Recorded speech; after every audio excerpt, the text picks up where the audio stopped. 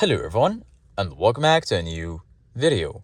In this video, I'm gonna show you guys how you can fix 12-volt battery low on Volkswagen. This solution will work for the Volkswagen Tiguan, Volkswagen Golf, Volkswagen Polo, Touareg, Passat, and the Volkswagen Touareg. So if you guys have any of these models, this solution will work fine for you. Basically guys, this warning usually means the vehicle's main battery is losing charge and may soon struggle to start the engine or power electronics. Start by just driving the car for 20 to 30 minutes at normal speeds. Short trips and long parking periods are common reasons the battery loses charge.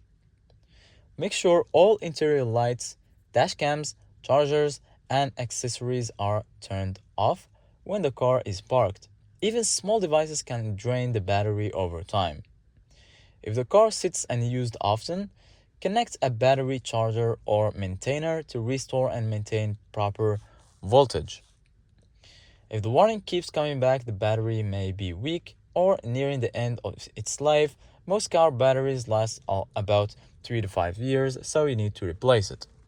So this is it guys for today's video. Thank you guys for watching.